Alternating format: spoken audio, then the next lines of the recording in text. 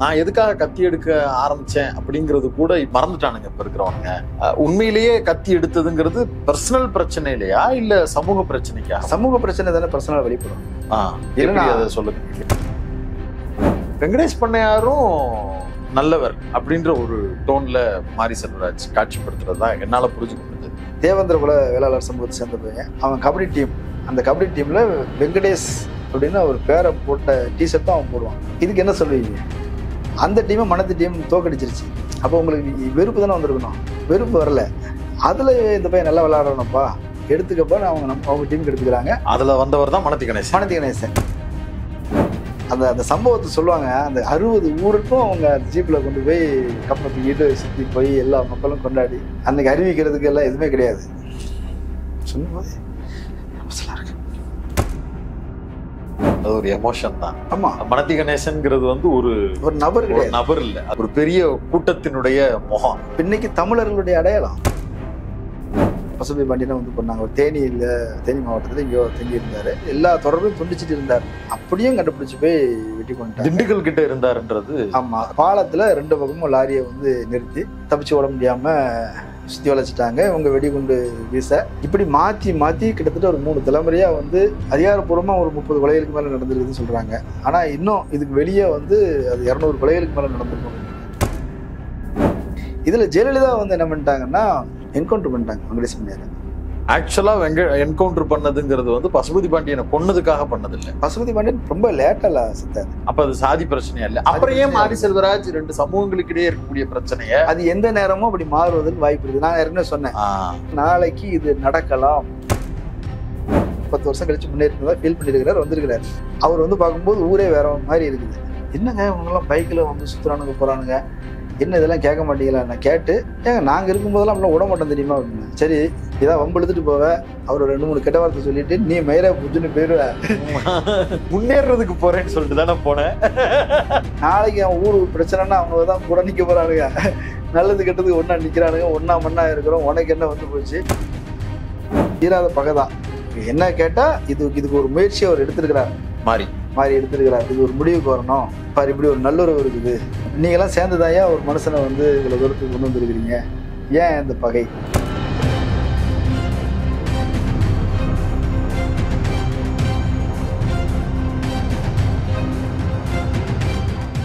பேரலை நேயர்களுக்கு வணக்கம். இன்றைய நமது நேர்காணலில் ஊடகவியலாளர் அரண்சை மதன் அவர்கள் இணைந்திருக்கிறார். தொடர் வணக்கம். வணக்கம்.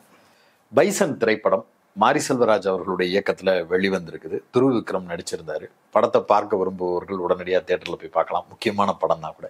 அந்த படம் பேசி இருக்கக்கூடிய அரசியல் நிச்சயம் நம்ம ஊடகங்கள் விவாதிக்கப்பட வேண்டிய ஒண்ணு. இந்த படம் ஏன் எடுக்கணும் அப்படின்னு கேட்ட போது மாரி செல்வராஜ் சொன்னதாக அமீர் ஒரு பேட்டி சமீபத்தில் கொடுத்திருந்தார்.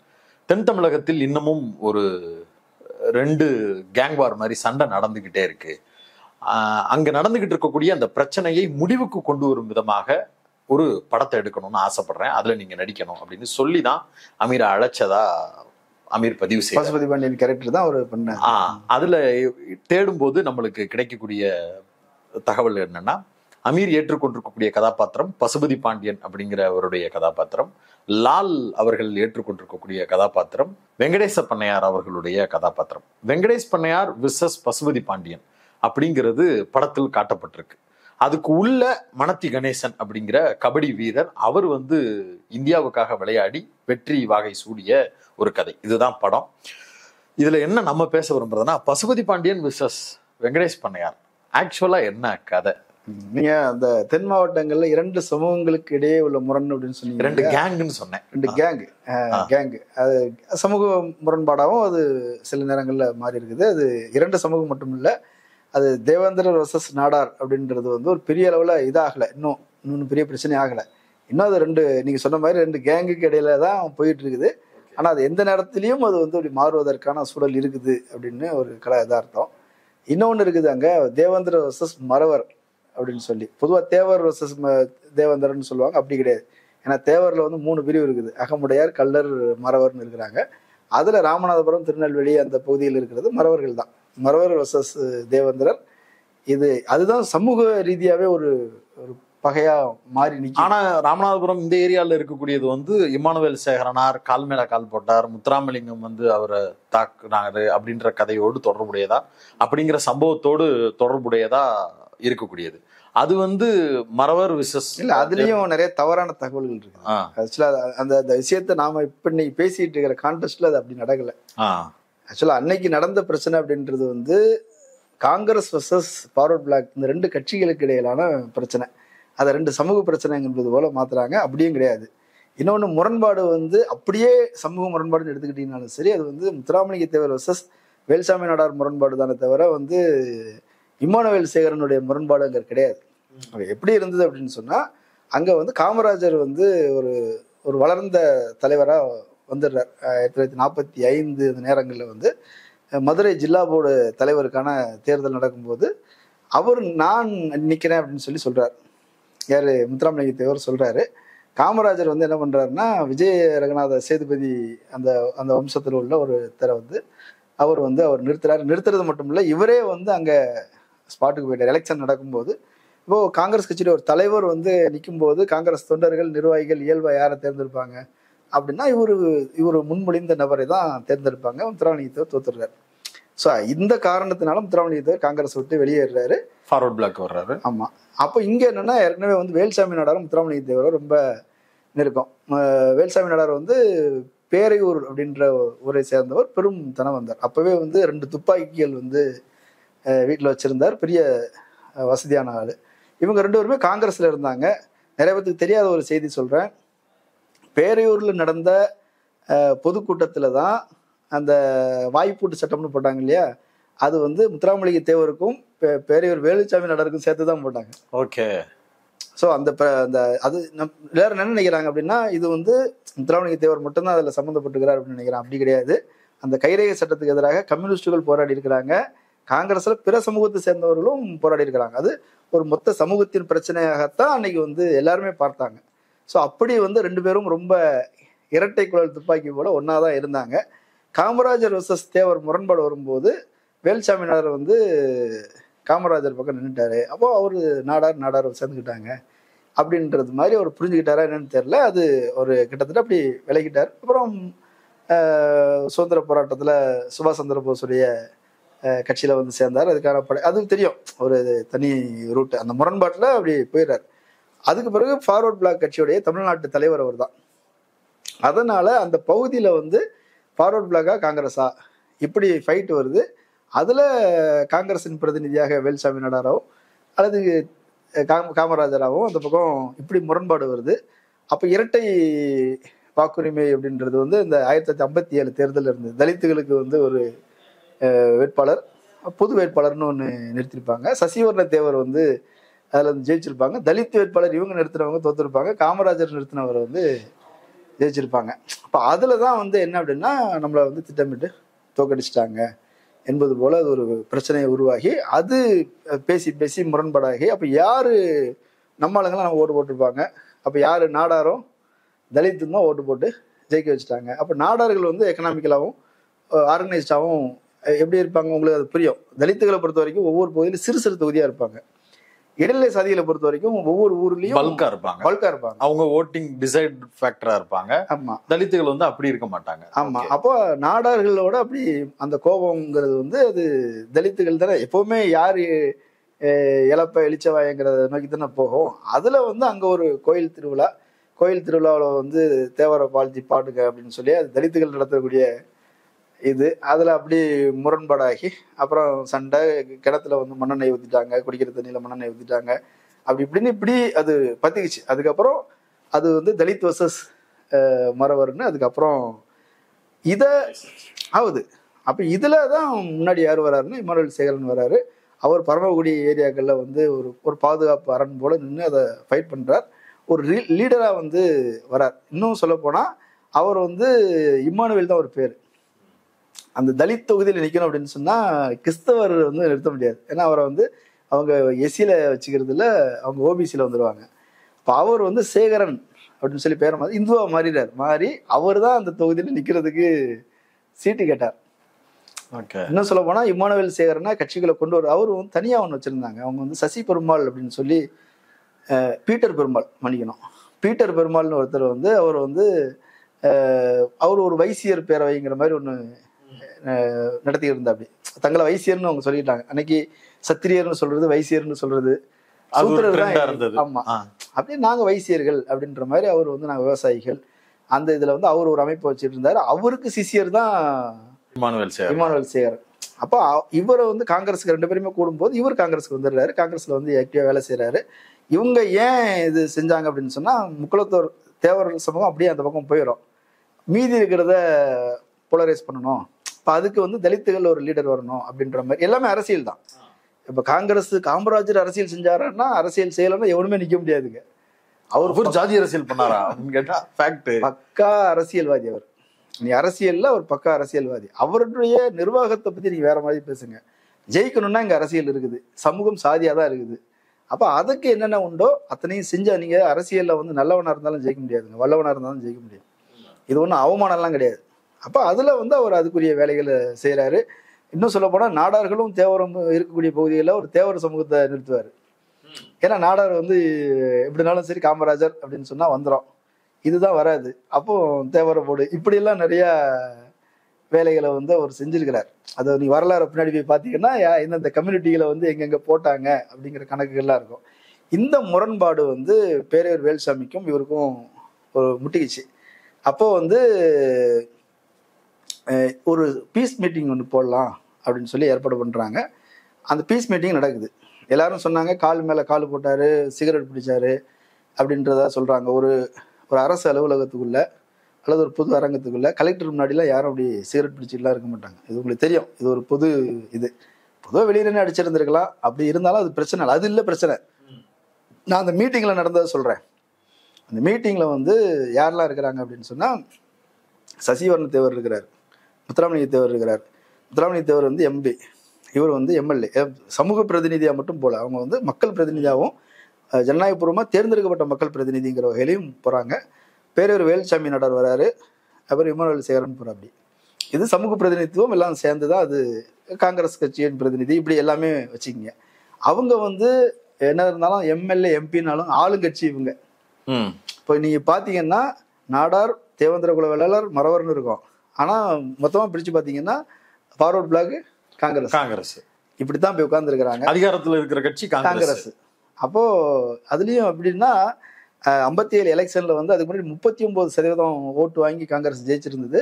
அதுல காமராஜர் 54 வந்து முதலமைச்சர் ஆனதுக்கு பிறகு அவருக்கு ஒரு இது வந்துருச்சு, இந்த பள்ளிக்கூடங்கள்லாம் திறந்தாரு, அது இதுன்னு கல்வி தந்தை, கல்வி கடவுள் அப்படிலாம் வந்து பெரியார் கூட இருந்து பண்ண பிரச்சாரங்கள் நிறைய இருக்கு. 57ல் 45% அப்படிங்கிற அளவுக்கு வந்து ஓட்டு வாங்கி பண்றாரு, பெரிய அளவுல வளர்ச்சி. அதுல வந்து அந்த ஆப்போசிட்ல இருந்த கம்யூனிஸ்ட் பார்ட்டி கீழே போயிடுச்சு. புதுசா டிஎம்கே வந்து ஒரு 15 சீட்டு வாங்கிட்டு எல்லாமே இந்த மாதிரி தான் துண்டு துண்டா தான் வாங்கிட்டு வராங்க. அப்படி வந்து ஒரு தனிப்பெரும் கட்சியாக, தனிப்பெரும் தலைவராக ஒரு வந்திருக்கிற நேரம் அந்த தேர்தல், அந்த பீஸ் மீட்டிங். எலெக்ஷன் முடிஞ்சது, எலெக்ஷன் முடிஞ்ச பிறகு கலவரம் நடக்குது, பீஸ் மீட்டிங் போடுறாங்க. பீஸ் மீட்டிங்ல நம்மளை மீறி நடந்திருக்குது. இது யாரும் திட்டமிட்டு செஞ்சது இல்லை. அங்கங்க அந்த வருத்தங்கள், கோபங்கள்ல கட்சி நிர்வாகிகள் ஒருத்தர் இப்படி இதுவாகி அது நடந்துருச்சு, சமூக பிரச்சனையா மாறிடுச்சு. அதனால அந்த அமைதியை கொண்டு வரணும்னு 2 பக்கமே விரும்பினாங்க. இங்க சாதி அரசியல், சாதி எல்லாம் இல்லை, கட்சி அரசியல் தான். 2 பக்கமே வந்து விரும்பினாங்க. கலெக்டர் தலைமையில மீட்டிங் நடக்குது, எல்லாருமே ஒத்துக்கிட்டாச்சு. ஓகே, இப்ப இந்த அறிவிப்பை எப்படி செய்யலாம் அப்படின்னு 2 ஐடியா. ஒண்ணு வந்து ஒரு பொதுக்கூட்டம் போட்டு பேசிடலாம், பேசி எல்லாரும் கை தூக்கி நின்றுட்டோம்னா நம்ம மக்கள் தான் அங்க இருக்க போறாங்க, அவங்களுக்கு தெரியும், அவன் வந்து பாரு எல்லாம் ஒற்றுமையா, தலைவர் ஒற்றுமையா இருப்பான், நம்மளும் ஒற்றுமையா இருக்கலாம் அப்படின்னு முடிவுக்கு வந்துடுவான், முடிஞ்சு போச்சு, அப்படி போனா போயிடுவான் அப்படின்னு இவர் சொல்றாரு. இதுக்கு வந்து இமானுவேல் சேகர் இங்கதான் உள்ள வர்றாரு. அவர் என்ன சொல்றாரு, அப்படி இல்லை, பல்வேறு சமூகங்களை ஒரு இடத்துல திரட்டும் போது எல்லாமே அந்த பழைய பகையோடையும் கோபத்தோடையும் தான் வந்து நிற்பாங்க. நமக்கு கூட்டத்தை ஆரம்பிக்கிறதுக்கு முன்னாடி கூட பிரச்சனை ஆரம்பிச்சிடலாம், கூட்டம் நடந்துகிட்டு இருக்கும்போது கூட பிரச்சனை ஆரம்பிச்சிடலாம், அல்லது சூழல் வந்து அந்த கூட்டத்தையே வந்து டேமேஜ் பண்ணி விட்டுடலாம். அதனால நாம வந்து ஒரு அறிக்கையாக எழுதி இதை வந்து துண்டு பிரசுரமாகவும் பத்திரிகையிலையும் நம்ம நியூஸாக கொடுத்துட்டோம்னா அது போய் சேர்ந்துடும். ஒரு ஃபோட்டோ எல்லாரும் ஒன்றா இருக்கிற மாதிரி ஃபோட்டோ எடுத்து போட்டு பீஸ் மீட்டிங் நடந்துச்சு, கலெக்டர் தலைமையில் உடன்பாடு இப்படி செஞ்சிடலாம் அப்படின்னு சொல்கிறார். அப்படி இதுக்கு முத்துராமலிங்க தேவர் என்ன சொல்கிறாரு அப்படின்னா, இங்கே எவன் படித்தவன் இருக்கான், நீ இப்போ பத்திரிகையில் போட்டால், நோட்டீஸில் போட்டால் எல்லாம் படித்து புரிஞ்சுக்குவானா, அது சாத்தியம் இல்லை. ஆனால் பேசுறது அவனுக்கு புரியும். மேடை போட்டு பேசணும்னா நம்ம எல்லாம் ஒன்றா நிற்கிறோம் வாங்க அப்படின்னு சொன்னோன்னா ஊருக்கு மைக்கில் போய் அனௌன்ஸ் பண்ணுவாங்க, ஒற்றுமைக்காக அந்த கூட்டம் நடக்குதுன்னு சொன்னோன்னா அவெல்லாம் வந்துட போகிறான், பார்த்து புரிஞ்சுக்க போகிறான், எவன் நம்மளை மீறி எவன் பேர போகிறான் அப்படின்னு அவர் சொல்கிறாப்படி. அப்படி எல்லாரும் படிக்கலைன்னா சொல்லாதீங்க, எங்கள் ஆளுங்கெல்லாம் படித்தவங்க தான் அப்படின்னு சொல்ல. அப்படி இப்போ இங்கே படிக்காமல் இருக்கிறாங்களா அப்படின்னு போது இதில் தான் வருது. அப்படி நீ என்ன இப்போ எங்கள் ஆளுங்க படிக்கலைன்னு சொல்றியா நீ, நீங்கள் அப்படிங்கிற மாதிரி இல்லை போட்டு பார்க்கலாம், உங்க ஆளுங்களை எவ்வளோ பேர் படிச்சிருக்காரு, எங்கள் ஆளுங்களை எவ்வளோ பேர் படிச்சிருக்காங்க. அமைதிக்கு வந்த இடத்துல கிளைமேக்ஸில் இப்படி ஆயிடுச்சு. இதில் அவர் ரொம்ப டென்ஷன் ஆகிடுச்சு. இதில் தான் பர்சனலாக அது போகுது. இதில் வேற யாரும் தலையிடவும் இல்லை. ஏன்னா இது ரொம்ப பர்சனலாக போயிடுச்சு, 2 சமூகம்ங்கிற மாதிரி அது முரண்பாடு போயிடுச்சு. அதுக்கப்புறம் இல்லை பொதுக்கூட்டம் தான் ஒரு உறுதியாக சொல்ல, கலெக்டர் யார் ஆளுங்கட்சி சார்பாதுன்னு பேச முடியும், அவர் சொல்லிட்டாரு இல்லைங்க இவங்க சொல்கிறது தான் சரி, அது மாதிரி பிட் நோட்டீஸ் கொடுத்து அறிக்கையை எழுதி பத்திரிகையில் நியூஸ் கொடுத்துடலாம், பிட் நோட்டீஸ் கொடுத்துடலாம் அப்படின்னா நான் கையெழுத்து போட மாட்டேன்றார் அவர். இல்லை கையெழுத்து போட்டு தான் ஆகணும்னு கலெக்டர் ப்ரெஷர் பண்ணுறாரு. இல்லை அவன் கையெழுத்து போடுற இடத்துல நான் கையெழுத்து போட மாட்டேன், சரி தனியாக நீங்கள் கையெழுத்து போடுங்க, ஒரே அறிக்கையை 2ஆக எழுதி இதில் 1 கையெழுத்து இங்கே 1 கையெழுத்துன்னு போட்டு ப்ரெஷர் பண்ணி வாங்கிடுறேன். அப்படி கையெழுத்து போட்டுட்டு போனவர் தான் கோவத்தில் அவர் வெளியே போகிறார். அவர் யாருக்கிட்டையும் எதையும் சொன்னதாக எந்த தகவலும் இல்லை. ஆனால் நம்மக்கிட்ட கதையா இப்போ வரும்போது ஒருத்தன் என் முன்னாடி கால் போட்டு உட்காந்துருக்கான், நீங்க பாத்துக்கிட்டு எல்லாமே அப்படி எல்லாம் சொல்ல, என்ன அவமானப்படுத்திட்டீங்கல்ல போங்க அப்படின்னு சொல்லிட்டு துண்டை உதறி தோல்ல போட்டுட்டு கார்ல ஏறி போயிட்டார். அப்போ அது என்னன்னா, அதை ஒரு பேரையூர் வேலுச்சாமி சொல்றது என்ன சொல்றாரு அப்படின்னா, இது அவர் போன வேகத்தை மற்றவங்க பார்த்தாலே அது பிரச்சனை. ஏன்னா அவர் அவ்வளோ இறுகி கோபத்துல போறாரு, என்ன நடக்கும்னு சொல்ல முடியாது. அதனால நீ ஊருக்கு போக வேண்டாம், எங்க ஊருக்கு வந்துரு, அங்க மக்கள் இருக்கிறாங்க, பெரும்பான்மையாக இருக்கிறாங்க, அங்க பிரச்சனை வராது, நம்ம பார்த்துக்கலாம் அப்படின்னு சொல்லி இவர் இமானுவேல் சேகரனா அவர் ஊருக்கு கூட்டு போயிடுறாரு. ஊருக்கு கூட்டு போனா ஒரு நாள் அங்க இருக்கிற அப்படி பேரையூர்ல இருக்கிற அப்படி.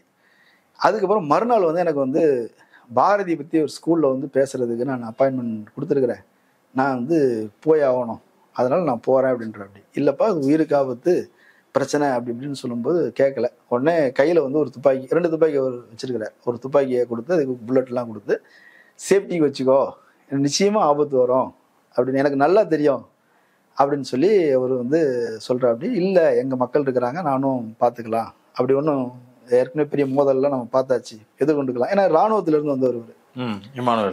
ஆமாம், அதனால அவரு போல்டா சொல்ற. அப்படி அப்ப இவர் என்ன பண்றாருன்னா, கணேசன் அப்படின்னு சொல்லி இவருடைய பாடி கார்டு ஒருத்தர் இருக்கிறார், நல்ல வாட்ட சட்டமா இருக்கிறார், அவரை கூட அனுப்புறாரு. எதா இருந்தாலும் கூட அனுப்பி, எந்த உதவினாலும் சொல்லி விடு, ஆள் அனுப்பிக்கலாம் அப்படின்னு சொல்லி சொல்ற. அப்படி ஆனா இவர் என்ன பண்றாரு, ஊருக்கு போயிட்டு கணேசனை திருப்பி அனுப்பி விட்டுறாரு. அப்படி எங்க ஊருக்கு வந்தாச்சு, இங்க ஆட்கள் இருக்கிறாங்க, நாங்க பாத்துக்கிறோம் அப்படின்னு சாப்பிட்டுட்டு தம் போடுறதுக்காக கடைக்கு போயிருக்கிறார். அந்த நேரத்துல ஒரு பஸ் வருது, லைட்டை தெரு விளக்கை கள்ளத்துக்கு எரிஞ்சு உடைக்கிறாங்க, அவ்வளோதான், எல்லாம் இருட்டு, 9 மணி நைட்டு. அந்த நேரத்தில் சுற்றி வெட்டி போட்டு போயிடுறாங்க. இதுதான் ஒரு புது 2 கட்சிகளுக்கு இடையிலான பிரச்சனைங்கிறது, வேற 2 சமூகங்களுக்கு இடையிலான பிரச்சனைங்கிறது கடைசியில் தேவர் வர்சஸ் தேவேந்திரர் அப்படின்ற பிரச்சனையின் ஆரம்பமாக மாறுது. இப்போவும் முடிவு கிடையாது, நான் சொல்கிறேன். ஏன்னா அதுக்கு பிறகு இமானுவேல் சேகரன் இறந்துடுறாரு. உங்களுக்கு தெரியும் வரலாறு, அதுக்கு போல வரலாறு தெரியும். பெரியார் சொன்னாரு, முத்துராமலிங்கத்தை கைது பண்ணாதான் அந்த பிரச்சனை முடிவு வரும் அப்படின்னு சொல்றாரு. கைது பண்றாங்க. தமிழ்நாடு முழுக்க கொந்தளிப்புகள் வருது அந்த பகுதி. அது அந்த பகுதிங்க ராமநாதபுரம், அந்த ஏரியாவில் அந்த தொகுதி சார்ந்த பிரச்சனை தான். அவங்க ஏரியாவே 2 MP தொகுதி, 4 MLA தொகுதி, இவ்வளவுதான். அதுக்கு மேலெல்லாம் ஃபார்வர்ட் பிளாக்கோடைய வளர்ச்சி இல்லை. அது அவருடைய செல்வாக்கு. ஏற்கனவே காங்கிரஸ்ல இருக்கும்போது அவர் மாவட்ட தலைவராக இருக்கும்போது அவருக்கு ஒரு செல்வாக்கு மண்டலம் இருந்தது இல்லை, அது அப்படியே இருந்தது. அதை தாண்டி பெருசா போகல. ராமநாதபுரம் அந்த அந்த ஏரியா, பசம்பொன் அந்த ஏரியா தான். அவர் கைது பண்ணிடுறாங்க.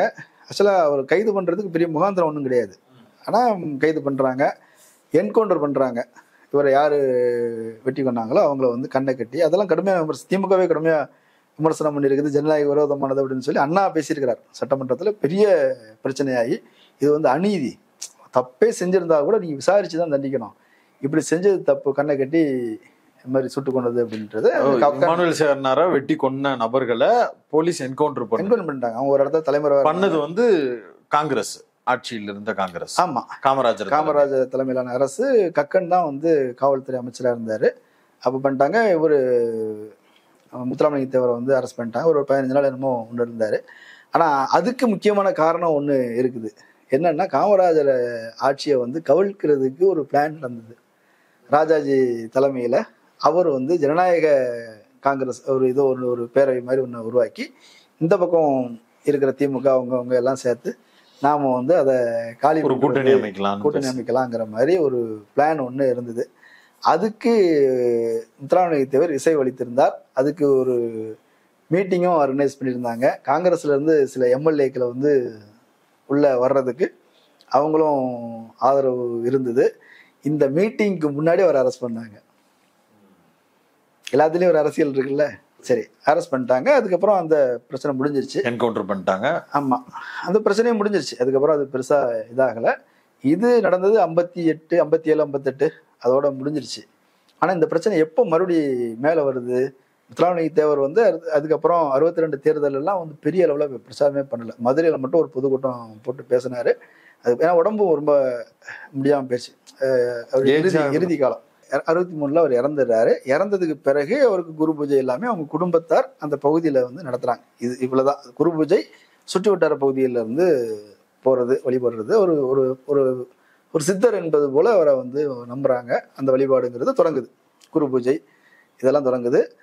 அதை இன்னொன்று, முத்துராமலிங்க தேவர் இறப்புக்கு அண்ணா போயிருந்தார், கலைஞர் போயிருந்தார், டிஎம்கே எல்லாமே மொத்தமாக அங்கே போயிருந்தாங்க. முக்குளத்தோர் பெல்ட்டை வந்து டிஎம்கே கேப்சர் பண்ணிடுச்சு. அதுக்கப்புறம் 1967 தேர்தலுக்கு பிறகு அவங்க இது பண்ணாங்க. கலைஞர் தான் முதல்ல முத்துராமலிங்க தேவருக்கு செலவு வச்சார். விவி கிரி அப்போ ஜனாதிபதியாக இருந்தார். அவரை வச்சு திறந்து வச்சாங்க.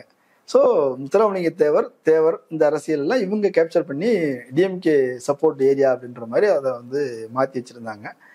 இதுக்கு பிறகு அதிமுக பிரிஞ்சு வருது.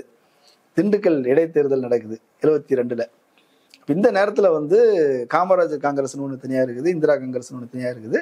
காமராஜர் காங்கிரஸுக்கு அங்கே செல்வாக்கு இருக்குது, எம்ஜிஆருக்கு செல்வாக்கு இருக்குது, டிஎம்கேக்கும் செல்வாக்கு இருக்குது. இடைத்தேர்தல் இதில் வந்து பேசும்போது கலைஞர் என்ன சொல்கிறாரு, திமுகவுக்கு ஓட்டு போடுங்க. ஏன் ஓட்டு போடணுன்றதை நாங்கள் என்னென்ன செஞ்சுருக்கிறோம், ஓட்டு போடுங்க.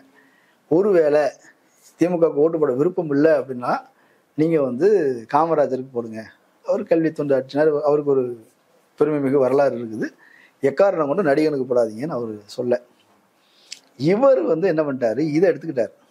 நீ உனக்கு தான் நீ ஓட்டு கேட்கணும், நீ ஏன் காமராஜருக்கு ஓட்டு கேட்குற? காமராஜர் யார் தெரியுமா? தேவர் சமூகத்தை சேர்ந்த 7 பேரை கண்ணை கட்டி கொன்னவர், முத்துராமலிங்க தேவரை வந்து சிறையில் வச்சு கொடுமை செஞ்சவர், அவரை போய் வந்து ஓட்டு போடுங்கன்னு சொல்லலாமா? அப்போ தேவர் எப்படிப்பட்டவர், அவருக்கு எதிரானவர் காமராஜர்னு அவர் அதைத்தான் எல்லா பக்கமும் பேசுனார். தேவர் சாதி உணர்ச்சியை முத்துராமலிங்க தேவர் அந்த கைது, அந்த முதுகுளத்தூர் கலவரம், இதை ஒட்டி அது எமோஷனல் முடிஞ்சதுக்கு பிறகு ஒரு தேர்தலுக்காக மாயத்தேவரை நிறுத்தி அதை செய்யறாரு. ஆமா, இது 72, 73 அது நடக்குது. கட்சி ஆரம்பிச்ச உடனே வந்த இடைத்தேர்தல், அதுல மாயத்தேவர் தான் ஃபர்ஸ்ட் கேண்டிடேட். அதுல முக்குளத்தூர்ல இருக்கிற ஒருத்தரையே நிப்பாட்டி இந்த பிரச்சாரத்தை எம்ஜிஆர் தான் தொடங்கி வைக்கிறார். இதுல வந்து நீங்க தேவர் உணர்ச்சியை தூண்டும் போது அதோட எதிர் விளைவாக தேவேந்திரர் வந்து அவங்களுக்கு அந்த இது எல்லாமே வருது. காமராஜர் என்ன சும்மாவா கொன்னாரு, எங்க தலைவரை வெட்டினதுனாலதான் கொன்னாரு அப்படின்ற அந்த லைனுக்குள்ள இவங்க அசோசியேட் ஆகுறாங்க. இதுக்கப்புறம் ஏடிஎம்கே முழுக்க தேவர் வர்சஸ் தேவேந்திரர் அப்படின்றது தான் சவுத்துல வந்து எடுக்குது. தேவர் வர்சஸ் தேவேந்திரன் நேரடியா இல்லை, அவர் தேவர் அரசியலை திமுகவுக்கு எதிராக வந்து அவங்க எடுக்கிறாங்க. அது இயல்பா ஒரு 2 எதிர்மறை முரண்பாடுல ஒன்று அப்படி தூக்கும்போது அது இன்னொன்று அதை ஒட்டி எழுது. அது இல்லாம அந்த 80களின் இறுதிகள் வந்து என்ன ஆயிடுச்சு அப்படின்னா, அந்த சாதி ஒடுக்குமுறைக்கான எதிரான அந்த உணர்வு இருக்கு இல்லையா, பொதுவாக திராவிட இயக்கம், கம்யூனிஸ்ட் இயக்கம்னு பின்னாடி அணிதிரண்டவர்கள், அது மட்டும் நமக்கு போதாது, பிரத்யேகமா நம்மளுடைய பிரச்சனை, பொது பிரச்சனைங்கிறதுக்கு வெளியே இன்னொரு பிரச்சனை இருக்குது, சும்மா சூத்திரர்கள், பிற்படுத்தப்பட்டோர் அப்படிங்கிறத தாண்டி நம்ம மேல பிரத்யேகமான செயலில் இருக்கிறோம், தீண்டாமை இருக்குது, ஒடுக்குமுறை இருக்குது, இரட்டை கொலை முறை இருக்குது. இதுக்கு எதிரான மூவ்மெண்ட்ஸ் வந்து அந்த நேரங்களில் வந்து ஸ்டார்ட் ஆகுது. அதில் தான் ஜான் பாண்டியன் மேலே ஏறி வரார். அப்போ அவங்க வந்து அம்பேத்கரை தான் முதல்ல கையில் எடுத்துகிட்டு வராங்க. ஆனால் அதுக்கு களப்பலியான இமானுவேல் சேகரன் வந்து ஒரு மிக முக்கியமான அடையாளமாக இருக்கிறார். அது சொந்த அடையாளமும் கூட. எப்படி இங்கே அயோத்திதாசரோ அது போல் அது இன்னொன்று, அது ரொம்ப எமோஷனலான ஒரு ஐடென்டிட்டி. அது வந்து ரொம்ப வீரியமாக அணி திரட்டுவதற்கு உதவியா இருந்தது. இன்னொன்னு அந்த நேரத்தில் வாழ்ந்த மக்களும் இருக்கிறதுனால அது ஈஸியா அவங்களோட ரூட்டடா கனெக்ட் ஆகும். ஆமா, முதலத்தர் கலவரங்கிறது வந்து ரொம்ப எமோஷனலான ஒரு விஷயம். அது இம்மானுவேல் சேகரன் வந்து அதோடைய களப்பலி, அதோடைய அடையாளமாகவும் இருக்கிறார், சாதிய ஒடுக்குமுறையின் அடையாளம். அதுல இருந்து தான் ஆக்சுவலா அது கருக்கொண்டு எழுந்து 80களில் அது வீரியம் அடையுது. 78ல இருந்து ஆரம்பிக்குதுன்னு வைங்களேன். 70 ஜான் பண்ணின் அதில் ஆரம்பிக்கிறாரு. 80களில் இருந்து அது இன்னும் வீரியம் அடைஞ்சு வேகம் எடுக்கும்போது இம்மானுவேல் பிம்பமும் அதுக்கு எதிராக இந்த பிம்பமும் இதுக்கு எதிராக இந்த பிம்பமும்னு எதிர்ன்னு அது அப்படியே ஒரு இன்னைக்கு நம்ம பார்க்குறோம் இல்லையா. அதுல எப்படி பசுபதி பாண்டியன் வர்றாரு, அந்த சைடு வந்து எப்படி நாடார் சமூகத்தில் இருக்கக்கூடிய வெங்கடேஷ் பண்ணையாரா வேற ஒரு இந்த எழுச்சி இருக்கு இல்லையா. இந்த எழுச்சிங்கிறது வந்து இது பசுபதி பாண்டியனுடைய அப்பாவுக்கு தாத்தா அப்பா அவங்க தலைமுறையும் இதே காலகட்டத்து எழுச்சி அடைந்த ஒரு தலைமுறை. அவங்களும் இந்த மாதிரி பல்வேறு பிரச்சனைகள்ல வந்து தட்டி கேட்கறதுக்குன்னு ஒரு ஒரு ஒரு சில நபர்களுடைய முன் வருவாங்கல்ல, அவங்களுக்கு சுத்தி ஆட்கள் வருவாங்க. அப்போ ஒரு வெங்கடேச பண்ணையாருடைய அந்த இதுங்கிறது வந்து அவங்க பண்ணையார் இல்லை, நீங்க வந்து ஒரு சாதிங்கிறது தானுங்க. ஒரு பண்ணையாருக்குன்னு ஒரு கேரக்டர் இருக்கும்ல, அதுக்கு எதிரான ஒரு ஒரு பிரிட்டிஷ் பீரியட்ல இருந்து சேர்த்து கொண்ட நிலம் தான். அதுக்கு முன்னாடி இருந்து கிடைச்சது தானே. மன்னராட்சி காலகட்டங்கள்ல ஒரு இது இருக்குது எப்படின்னா, இங்க வந்து நிலங்களை வந்து எல்லாருக்கெல்லாம் பிரிச்சு கொடுக்கல. நிலம் வந்து அரசுக்கு சொந்தம். ஆனா அதே நேரத்துல 18 கிராமத்துக்கு ஒரு பொறுப்பா ஒருத்தர் போட்டிருப்பாங்க. அவங்க வந்து இங்க வந்து பண்ணையாருங்கிற மாதிரி இருப்பாங்க. அவங்க வசூல் பண்ணி 3ல் 1 பங்கு அரசு கொடுத்துருவாங்க, 1 பங்கு கோயிலுக்கு கொடுத்துருவாங்க, 1 பங்கு அவங்க வச்சுப்பாங்க. இதுதான் சிஸ்டம். இதுக்கு அந்தந்த சமூகங்கள்ல இருந்து ஆட்கள் வருவாங்க. அந்த சமூகம் இல்லாம பிற சமூகங்களும் இருப்பாங்க. இப்போ முதலியார்களும் பிள்ளைமாரும் தான் பெருவாரியா பார்ப்பனர்கள் முதலியார் பிள்ளைமார் தான் பெருவாரியா அதுல இருப்பாங்க. அப்படி இல்லாம இவங்க இல்லாம வேற சமூகங்கள் இருக்கும். வன்னியர்கள் இருக்கிற இடத்துல வன்னியர்கள் இவங்களுக்கு ஆதரவாளர்களை அப்படி போட்டு வச்சுப்பாங்க. நாடார்கள் இருக்கக்கூடிய பகுதியில் அப்படி அடர்த்தியா இருக்கிற பகுதிகளில் பிறர் இருக்க மாட்டாங்க. இப்ப அங்க இந்த மாதிரி முக்கியஸ்தர்களை வந்து அரசோட பெரும்பான்மை யார் இருக்காங்களோ அவங்கள்ட்ட ஒருத்தர்கிட்ட பொறுப்பா கொடுத்து வைக்கிறது. அப்படி ஒரு பண்ணையாரா தான் வெங்கடேஷ் பண்ணையாருடைய தாத்தா வர்றாரு. ஆமா ஆமா, பசுபதி பாண்டியனுடைய தாத்தா வந்து இம்மானுவேல் சேகரனார் அந்த பீரியட்ல வர்றாரா? இல்ல, இவங்க அந்த நேரத்தில் எழுச்சியில இருக்கு புதுசா வர்றவங்க. அப்ப அவங்க ஒரு பிரச்சனைனா தட்டி கேட்கறது போவாங்களா, அன்னைக்கு தட்டி கேட்கறதுங்கிறதே ஒண்ணு கிடையாது. ஸோ அப்பதான் அது உருவாகுது. அதுல வந்து முரண்பாடு ஆகி அவங்க எப்படி டீல் பண்ணிட்டாங்கன்னா, ஒரு நம்ம தோட்டத்துல வேலை செய்யக்கூடிய ஒரு ஆளு, இவங்க குடும்பங்கள், இவங்க இந்த சாதி, இவங்க நம்மளை இது பண்றதாங்கிற மாதிரி அவங்க அதை தண்டிக்க, அதுக்கு பதிலுக்கு இவங்க அவர் பையன் பசுபதி பாண்டியனுடைய அப்பா வந்து அவரை கொல்ல, அவங்க வந்து இவரை கொல்றதுக்குன்னு இது பண்ண, அதுல அப்புறம் அவரு சாக, அப்புறம் அதுக்கு பதில் வாங்குறதுக்குன்னு வெங்கடேச பண்ணையார் அவரு சின்ன வயசுலயே இதாகி பசுபதி பாண்டியன் இலக்கே கிட்டத்தட்ட எப்படி ஆகி போச்சுன்னா, அந்த வம்சத்தை அழிக்கணுங்கிறது இவங்களுக்கும், இந்த வம்சத்தை அழிக்கணுங்கிறதும் இவங்களுக்கும், இதுக்கு ஆட்களை சேர்த்துக்கிறது குடும்ப பகையாவே தான். ஆமா, ஓகே. ஒரு சமூகம் முதலா வந்து அது பெருசா வரல. அது என்ன காரணம்னு ஒருவேளை அது பாசிட்டிவா நல்ல காரணமா கூட எனக்கு தோணுது. ஏன்னா 2 சமூக பகையா அது வளரவே இல்லை. இப்ப நாங்கள் பள்ளிக்கூடங்கள்ல படிக்கிற காலகட்டத்தில் அருகாமை ஊர்கள் தான் எல்லாமே. பக்கத்து அந்த மூலக்கரையில இருந்து பசங்க படிப்பாங்க, மூலப்பள்ளியில இருந்து வருவாங்க, அதை எல்லா பகுதியில இருந்தும் வருவாங்க பசங்க. எல்லாரும் இந்த கதைகளை நாங்க பேசுவோம்.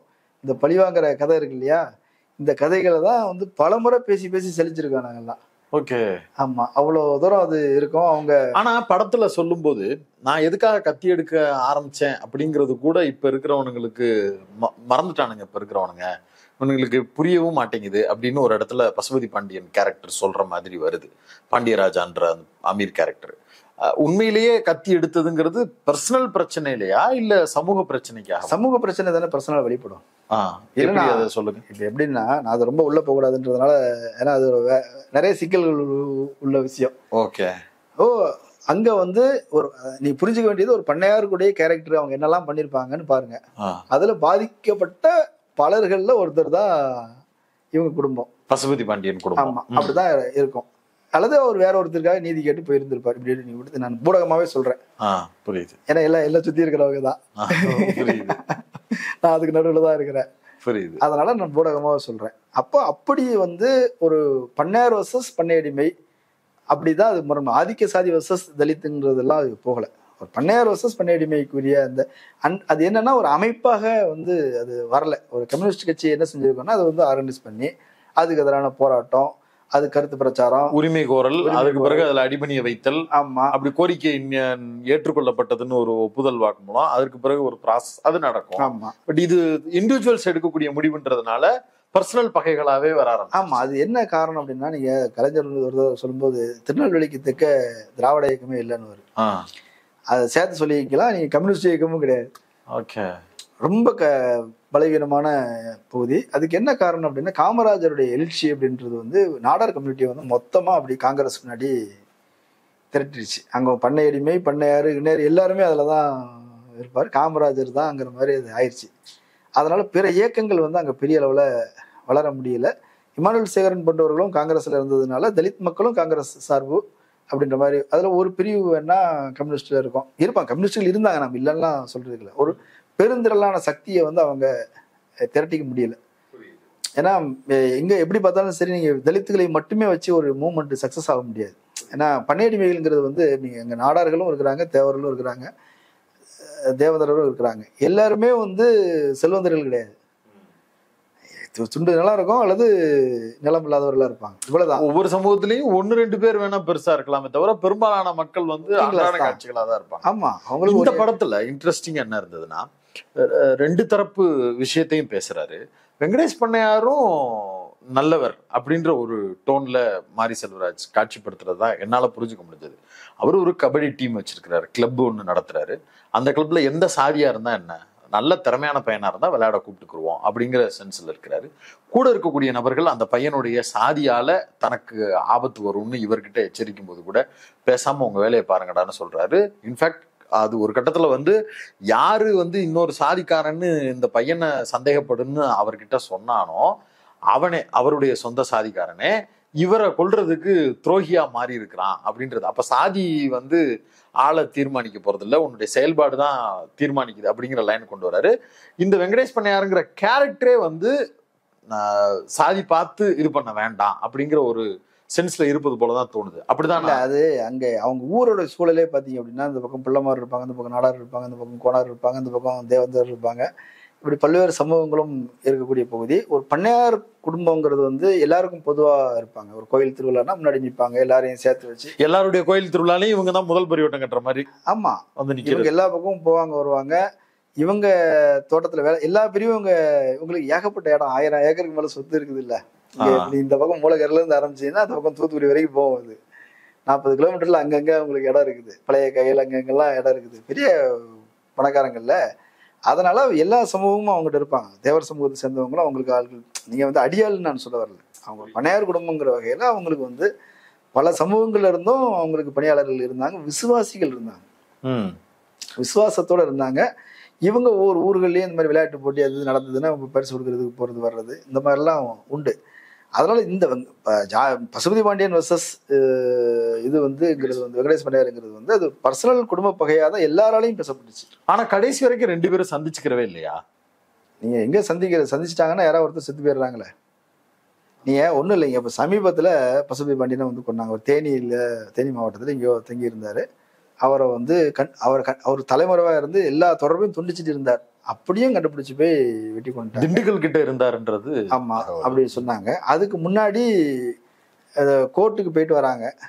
தூத்துக்குடி கோட்டை, திருநெல்வேலி கோட்டைன்னு சரி ஞாபகம் இல்லை, சிறுவைகுண்டம் திருநெல்வேலி தான். திருநெல்வேலி கோர்ட்டுக்கு போயிட்டு வரும்போது சிறுவைகுண்டம் பாலத்துல 2 பக்கமும் லாரியை வந்து நிறுத்தி தப்பிச்சு ஓட முடியாம சுத்தி வளைச்சிட்டாங்க. இவங்க வெடிகுண்டு வீச அவர் வந்து பசுபதி பாண்டியன் பாலத்துல இருந்து குதிச்சிட்டாரு கீழே. அவர் குதிச்சு ஓடிட்டாரு. அவங்க மனைவி ஜெசிதா பாண்டியன் வழக்கறிஞர், அவங்க இறந்துட்டாங்க, அவரை வெட்டி கொண்டுட்டாங்க.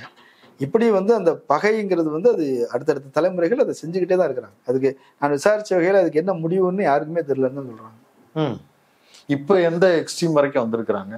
அப்புறம் சமீபத்தில் ஒரு 7 பேர் என்னமோ வெட்டி கொண்டாங்க. தீபக் பாண்டியன் ஒருத்தர் வெட்டப்பட்டார். ஆமா, கொண்டாங்க அப்படின்னு சொல்லி அது ஒரு பிரச்சனை. அதுல வெங்கடேஷ் பண்ணையாருடைய அந்த சமாதியிலெல்லாம் கொண்டு போய் வச்சுட்டு வந்தாங்கன்னு. அப்புறம் பதிலுக்கு இவங்க போய் அங்கே உள்ள போய் அவங்கள யாருமே பார்த்தீங்கன்னா இவங்க அவங்க ஏரியாவுக்குள்ள உள்ள போய் வெட்டுவாங்களே தவிர அங்கே யார் இருக்கிறாங்களோ அவன் வெட்டு வாங்க வேண்டியதுதான். இப்படிதான் அது இருக்குது. இந்த நபரை தான் வெட்டணும் அப்படிலாம் கிடையாது. அந்த ஏரியாவுக்குள்ள போகும்போது அவங்க யாரையோ டார்கெட் பண்ணி இப்போ நீங்கள் உங்களை தான் டார்கெட் பண்ணுறாங்க அப்படின்னா நீங்கள் ஓடிட்டீங்கன்னா உங்களை சுற்றி இருக்கிறவன் சுத்தான். இப்படி மாற்றி மாற்றி கிட்டத்தட்ட ஒரு 3 தலைமுறையாக வந்து அதை அதிகாரப்பூர்வமா ஒரு 30 கொலைகளுக்கு மேல நடந்திருக்குதுன்னு சொல்றாங்க. ஆனா இன்னும் இதுக்கு வெளியே வந்து அது 200 கொலைகளுக்கு மேல நடந்திருக்கும் அப்படின்றாங்க. ஒரு ஒரு தலைமுறையாவே அது ஒரு பெரிய டிரான்சாக்ஷன் நடக்கவே இல்லையா? இல்லையே, அதான் சொல்றேன், முற்போக்கு அரசியல் அந்த மாதிரி சிந்தனை எதுவுமே அந்த பக்கம் வளர்வதற்கான பேஸே இல்லாம போயிருச்சு. அதுதான் நீ நெல்லை பசங்க படிக்கிறாங்கல்ல இப்போ, இன்ஜினியரிங் படிக்கிறாங்க. அது என்ன நடந்திருக்குது அப்படின்னா, அந்த அந்த அது இந்த பக்கம் மூலக்கரை இவங்க ஏரியா இப்படிதான் அது இருக்குது. இவங்களை சுத்தி இருக்கிற அந்த கம்யூனிட்டி ஆட்களை வந்து சேர்த்துக்கிறாங்க. இன்னும் ஆச்சரியமா இருக்கும், பசுபதி பாண்டியனுக்கு எதிராக இவர் இருக்கிறாருன்னு தெரிஞ்சுமே தேவேந்திர குல வேளாளர் சமூகத்தை சேர்ந்தவங்க நிறைய பேர் ஒரு அடியாளா இருந்தாங்க. என்ன இவர்களால் பலன் பெற்ற குடும்பமா அவங்க இருப்பாங்க. நல்லது கெட்டதுக்கு இவங்க தான் போய் நிற்பாங்க. ஒரு பொருளாதாரத்தை, ஒரு மருத்துவத்தை, படிப்பு செலவு, இன்ன பிற அவங்களும் பசுபதி பாண்டியன் எதிராக இருக்காருங்கிறதுக்காக இந்த சமூகங்கள் மொத்தமும் நம்மளுக்கு எதிர் அப்படியும் சொல்ல இல்ல இல்ல, அது குடும்ப பிரச்சனைன்றதுதான் எல்லாருக்கும்.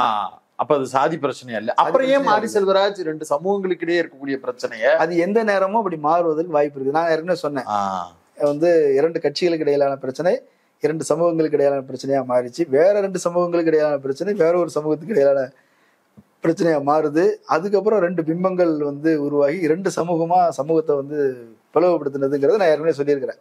அது ஏன் சொன்னேன்னா, நாளைக்கு இது நடக்கலாம். புரியுது. என்ன விஷயம் அப்படின்னா, இங்க வந்து நிறைய பேர் வந்து வெளியூர்களுக்கு வந்துட்டாங்க. ஓரளவு அறிவுள்ளவர்கள், திறமை உள்ளவர்கள், பிழைக்கிறதுக்கு வாய்ப்பு உள்ளவர்கள், படிப்போ அல்லது வியாபாரமோ ஏதோ ஒரு வகையில ஒரு பெருந்திரளா வந்து இங்க வெளியே வந்துட்டாங்க. இப்ப எங்க ஊர்ல வந்து, இப்ப எங்க குடும்பத்துல வந்து ஒரே ஒரு குடும்பம் மட்டும்தான் ஊர்ல இருக்குது. ஒரு 40 குடும்பம் இருக்குது அப்படின்னா அதுல ஒரு குடும்பம் மட்டும் தான் ஊர்ல, மீதி எல்லாமே சென்னையில, பாம்பேல, கோயம்புத்தூர்ல அங்கங்கன்னு இருக்கிறாங்க. இது போல ஊரையே வந்து மொத்தமா வந்து வெளியே இருக்குது. இப்ப எங்க ஊரு சங்கம் இருக்குதுங்க, அங்க வந்து 600-700 பேர் உறுப்பினர் இருக்கிறாங்க. அப்ப ஊர்ல உள்ள எவ்வளவு பேர் சென்னையில இருப்பாங்கன்னு பாத்துக்கங்க. இது போல ஒவ்வொரு ஊர்கள்ல இருந்தும் வெளியே வந்துட்டாங்க. ஓகே. ஸோ நீங்க இடைநிலை சாதி அல்லது ஆதிக்க சாதின்னு சொல்லக்கூடிய பிரிவு வந்து அங்க வந்து பலவீனமா தான் இருக்குது. நான் ஒரு யதார்த்தமா ஒன்று சொல்றேனே, இப்போ ஊர்ல வந்து பேசிக்கிட்டு இருக்கிறாங்க, என்னங்க இவனுங்கெல்லாம் தலித்துகள் வந்து இப்போ கொஞ்சம் பேர் பைக்ல போறாங்க வராங்க, மண் வட்டிலாம் தொங்கப்பட்டு வேலைக்கு போயிட்டு திரும்பி வராங்க போல இருக்கு. அப்புறம் குளிச்சுட்டு கழிச்சுட்டு மறுபடியும் திரும்பி கோயில் திருவிழா நடக்குது, பைக்ல வராங்க, கோயில் முன்னாடி பைக்கை நிறுத்திட்டு போறாங்க. அப்போ ஒருத்தர் ரொம்ப நாள் ஊருக்கு வராத ஒருத்தர் மறுபடியும் வந்திருக்கிறார். ஏன்னா முன்னேறினவர் தான் வரணும்னு நினைச்சிருக்கிறார். 10 வருஷம் கழிச்சு முன்னேறினதான் ஃபீல் பண்ணிருக்கிறார், வந்திருக்கிறார். அவர் வந்து பார்க்கும்போது ஊரே வேற மாதிரி இருக்குது. என்னங்க இவங்கெல்லாம் பைக்ல வந்து சுத்துறானுங்க போறானுங்க, என்ன இதெல்லாம் கேட்க மாட்டீங்களா கேட்டு அவர் ஊர்ல உள்ளவர் சொல்றாரு. கேட்டா ஏங்க நாங்க இருக்கும்போதெல்லாம் அப்படிலாம் விட மாட்டோம் தெரியுமா அப்படின்னு. சரி, இப்ப நீ பண்ணிட்டு இதான் வம்பு எடுத்துட்டு போவ, அவர் 2-3 கெட்ட வார்த்தை சொல்லிட்டு நீ மயிரா புஜுன்னு போயிருவ. இங்க வந்து பக்கத்துல இருந்து 4 பேர் அடிக்க வந்தா கூட கேட்கறதுக்கு நாதி இல்லாம கிடக்குற, எல்லாம் வயசான ஆளுகளா கிடக்குறது. நீ முன்னேறதுக்கு போறேன்னு சொல்லிட்டு தானே போன, நீ என்ன குரங்காய் மறுபடியும் திரும்பி வந்திருக்குன்ற கேள்விதான் வருது. எனக்கு ஆச்சரியமா இருந்தது, ஊர்ல உள்ள ஒரு பெரியவர் சொல்றாரு, நீ வந்து ஏதாவது வம்பெடுத்து விட்டு போயிருவ, நாளைக்கு அவன் ஊருக்கு பிரச்சனைன்னா அவங்க தான் கூட நிக்க போறானுங்க, நல்லது கெட்டதுக்கு ஒன்னா நிக்கிறானுங்க, ஒன்னா மண்ணா இருக்கிறோம், உனக்கு என்ன வந்து போச்சு. ஜப்பான் போயும் திருவோடு தூக்குற மாதிரியான மனநிலை உள்ளவங்க. இது மட்டும் இல்லாம இப்ப எங்க பகுதிகளில் வந்து நிறைய வந்து கோயில்கள்ல வந்து தலித்துகளை வந்து இந்த கோயிலுக்கு வரி சேர்த்திருக்கிறாங்க. எல்லாருக்கும் பொதுவான வரி அப்படின்றதுலாம் உருவாகி வருது. இப்போ முளைப்பாரி எடுக்கிறது கூட தலித் மக்கள் இருக்கக்கூடிய பகுதியில இருந்து முளைப்பாரி எடுத்து ஊருக்கு எல்லாருமா சேர்ந்து வராங்க. இதெல்லாம் நிறைய மாறி இருக்குது. எனக்கு ஆச்சரியமா இருந்ததுன்னா, சிட்டில இருந்து போனவன் என்னைக்கு இங்க இருந்து போனானோ கோமா ஸ்டேஜ் அந்த இதுக்கு போயிட்டு திரும்பி வரும்போது என்ன திடீர்னு காந்தி செத்துட்டாராங்கிற மாதிரி அவன் வரான். ஊர்ல இருக்கிறவன் மாறி இருக்கிறான். இந்த கிரவுண்ட் சேஞ்ச் வந்து அங்க நடந்திருக்குது. இன்னொன்று, நாடார் கம்யூனிட்டி வந்து முழுக்க வந்து கமர்ஷியலா வணிக சமூகமா மாறினதுங்கிறது, எல்லாரோடையும் புழங்கக்கூடியவர்களா மாறினது அப்படின்றது. இப்ப எவனோ ஒருத்தன் ட்ரிகர் பண்ணா கூட 4 பேர் தடுக்கிறது இருக்கான். ஒரு சமூக பகையா வளர்த்து தொழிலையும் கெடுத்துக்கிட்டு வாழ்க்கையும் கெடுத்துக்கிட்டு அப்படி ஒரு சூழல் வரக்கூடாதுன்றதுல ஸ்ட்ராங்கா இருக்கிறாங்க. வாழ்க்கை போயிடும். நீ ஒவ்வொரு நாளும் கோர்ட்டுக்கும் ஜெயிலுக்குன்னு போறியா, ஒழுங்கா கடையை திறந்து வியாபாரம் பார்க்க போறியா? உனக்கு 2 பொண்டாட்டி இருக்கிற, 2 பிள்ளைகள் இருக்கிறாங்க, தங்கச்சி கல்யாணம் பண்ணணும், நீ எதை பார்க்க போறான்னா ஆமா இல்லைன்னு அவன் டக்குன்னு அப்படியே திடீர்னு ஒரு பேய் பிடிச்சதுன்னா திருநீரை போட்டு அமுக்குற மாதிரி போ இப்போ பொழப்ப பாரு, இப்படி சொல்றதுக்கான ஆட்கள் நிறைய பேர் பெருகிட்டாங்க. ஏன்னா எல்லாருக்குமே வந்து அப்படி ஒரு கான்சியஸ் வந்துருச்சு, நீ முன்னேறதுக்கு என்னவோ அதை பாரு. இந்த கான்சியஸ் தான் வந்து இதுக்கு பின்னாடி அணிதரலாம பார்த்துக்கிச்சு. புரிஞ்சுக்கிறேன். இப்ப பசுபதி பாண்டியன், வெங்கடேஷ் பண்ணையார் அந்த ஃபைட் 2 நபர்களா எப்ப அந்த முடிவுக்கு வருது? அதுக்கு அடுத்து இருக்கக்கூடிய வெங்கடேச stories okay. பண்ணையார் வந்து சசிகலா அவங்க இது பண்ணாங்க அப்படின்றது அங்க ஒரு கருத்து இருக்குது. சசிகலா வந்து பழி வாங்கிட்டாங்க அப்படின்ற மாதிரி இருக்குது. என்ன அவர் ஏடிஎம்கேக்கு சப்போர்ட் பண்ணார். அவர் வந்து இப்போ இங்க 2002 வந்து நான் இப்போ சைதாப்பேட்டில் இருந்தேன், எனக்கு நல்லா தெரியும். அப்போ வந்து கிட்டு வந்து ரொம்ப வெயிட்டான ஆளு, சைதை கிட்டு. டிஎம்கே ஏடிஎம்கே ஆட்சியில் இருக்குது, இருந்தாலும் சைதாப்பேட்டை இடைத்தேர்தலில் வந்து அவர் வம்பு பண்ணுவாரு அப்படின்ற மாதிரி இவங்க நினைக்கிறாங்க. அப்போ இதுக்கு சேலஞ்ச் பண்ற வெயிட்டான ஒரு ஆளா இருக்கணும் அப்படின்னு வெங்கடேச பண்ணையார் தான் அவங்க கூட்டு வந்தாங்க. அவர் அங்க தூத்துக்குடி, திருநெல்வேலி, ராமநாதபுரம் அவருக்கு செல்வாக்கு உள்ள பகுதியில இருந்து நான் ஃபுல்லா ஆட்களை இறக்கி பேரணி போனாங்க. சைக்கிள்ல மொத்தம் பெரிய மாசு, அது அப்படியே திரைக்கிறாங்க. ஒரு பெரிய தேர்தல் நடக்கிறது போல அவங்க வந்து அந்த சைதாப்பேட்டை ஏரியாவே வந்து சுத்தி சுத்தி வந்து மாஸ்க் கட்டிக்கிட்டு இருந்தாங்க. ஸோ அப்போவே அவர் வந்து ஒரு வெயிட்டான ஆளாக இருந்தார், ஏடிஎம்கேக்கு சப்போர்ட்டராக தான் இருந்தார். அதுக்கப்புறம் சாத்தாங்குளம் இடைத்தேர்தல், அங்கே போனீங்கன்னா அங்கே வேற யாரையுமே வேலை செய்ய விடலைன்றதே ஒரு கம்ப்ளைண்ட். எந்த கட்சிக்காரனையும் வெளியே வர விடலை, ஏடிஎம்கே மட்டும்தான் வேலை செஞ்சாங்க. இவங்க கேங்கு தான் மொத்தமாக எல்லாரையும் கண்ட்ரோல் பண்ணி வச்சுருந்தாங்க. நீங்கள் அங்கே ஒரு தலைவர் வெளியே வரணும் அப்படின்னா அவருக்கான ஆட்கள் வரணும்ல, எல்லாரையும் ஆஃப் பண்ணிட்டாங்க. இப்போ இந்த கூட்டத்தை பார்த்தாலே பயமா இருக்குது, எங்க போய் எலெக்ஷன் வேலை பிரச்சாரமே நடக்காது. ஆமா, அண்ணா போஸ்டா ஜெயிக்கிற மாதிரி தான், கிட்டத்தட்ட அப்படித்தான். அந்த மாதிரி தான் வந்து நடந்துச்சு. இப்போ இப்படி வந்து இதெல்லாம் புதுசு. எனக்கு இது வளர்ந்துருந்தா எங்க போய் முடிஞ்சிருக்கும்னு எனக்கு தெரியல. ஜெயலலிதா பீரியட்ல வந்து இப்படியான பவர் சென்டர்ஸை பயன்படுத்திக்கிட்டே இருந்திருக்காங்க. ஆமா, ஆட்டோ சங்கர் அந்த மேட்டர் எல்லாம் கூட இதோடு தொடர்புடையதா தான் இருந்தது. ஆமா ஆமா, அப்படி வந்து அவங்க அதை தாண்டி ஒரு கம்யூனிட்டி போலரைஸையும் அவங்க அவரை முன்னிறுத்தி இதை செஞ்சாங்க. அந்த பேரலா அவங்கள கவுண்டர் பண்றதுக்காக பசுபதி பாண்டியனை பயன்படுத்துறதுன்னு எதுவும் நடக்கலையா? இல்ல, அவங்க மறவர் வர்சஸ் தேவேந்திரர்னு ஒரு பிரச்சனை ஏற்கனவே ஹேண்டில் பண்ணிட்டு இருக்கிறாங்க. இந்த பிரச்சனை எப்பெல்லாம் வந்து முரண்பாடு வருதோ அப்பெல்லாம் மறவர் ஓட்டுங்கிறது ஏடிஎம்கே போகும். அந்த உணர்ச்சி மழுங்கும் போது டிஎம்கே போட்டுருவாங்க, டிஎம்கே ஜெயிச்சிடும். 96 நடந்துச்சு இல்லையா? அதனால அது எப்பவுமே தூசி திட்டிட்டு அது ஒண்ணு. அதனால வந்து தேவேந்திரர் பக்கம் எப்பவுமே ஏடிஎம்கே போகாது, எப்பவுமே போகாது. அவங்க டிஎம்கே சைட்ல இருந்தும் பசுபதி பாண்டியனை பேம்பர் பண்றது அந்த மாதிரி எதுவும் பண்ணவும் இல்லையா? இல்ல, அப்படியும் அது நடக்கல. ஏன்னா அவங்க பாமகவோட தான் ஒரு அசோசியேட்டா இருந்தாரு. 96 எலெக்ஷன்ல பாட்டாளி மக்கள் கட்சி சார்பான வேட்பாளர் அவரு. இந்த பக்கம் ஜான் பாண்டியன் இவங்கெல்லாம் பாட்டாளி மக்கள் கட்சியோட அசோசியேட்டா இருந்தாங்க. அவங்க திமுக அதிமுக மேலேயே அதிருப்தியில இருந்தாங்க. ஓகே, அப்ப காங்கிரஸ் மேலேயும் அதிருப்தி. ஸோ ஒரு ஆல்டர்னேட்டா வந்தவங்க தானே. ராமதாஸ் வந்து அம்பேத்கர், பெரியார், மார்க்ஸ்ன்னு எல்லாரையும் பேசுறாருன்னு உடனே நம்பி போன அது மட்டும் தோழர்களோட அது வடக்க. இவங்க என்னன்னா இங்க பள்ளி அங்க பல்லர், நம்மளாம் ஒரே இனம்தான், அந்த லைன் அப்படித்தான் அவங்க எடுத்தாங்க. ஓகே, போதாத வரைக்கும் அன்னைக்கு அம்பேத்கர் வந்து ஒரு ஐடென்டிட்டியா இருந்தார் ஒடுக்கப்பட்ட மக்களுடைய. இன்னைக்குதான் அது மாறிடுச்சு. அம்பேத்கரை வந்து முன்னிறுத்தி தான் தேவேந்திர உலக சமூகங்கள்லையும் தலைவர்கள் உருவானாங்க, வேலை செஞ்சாங்க. அதனால இப்போ இவர் அம்பேத்கரை ஏற்றுக்கிறாரு, பெரியாரை ஏற்றுக்கிறாரு, பெரியார் மேலே ஒரு மரியாதை உண்டு, பெரியாரை ஏற்றுக்கிறாரு இப்படிங்கிற லைன்லையும் வந்து இணைஞ்சிருந்தாங்க. ஸோ அவங்க ஒரு ஆல்டர்னேட் ஃபோர்ஸாக தான் அவங்க வந்து போக முயற்சி பண்ணாங்க. அதனால டிஎம்கே அவங்களை எடுத்துக்க முடியல. ஓகே, எந்த கட்டத்தில் பசுபதி பாண்டியன் கொல்லப்படுறாரு? பசுபதி பாண்டியன்லாம் கிட்டத்தட்ட வெங்கடேச பண்ணையாரால் கொல்லப்படலை. ஆக்சுவலாக என்ன ஆயிடுச்சுன்னா, இந்த பிரச்சனை போய் முடிஞ்சிருக்கணும்.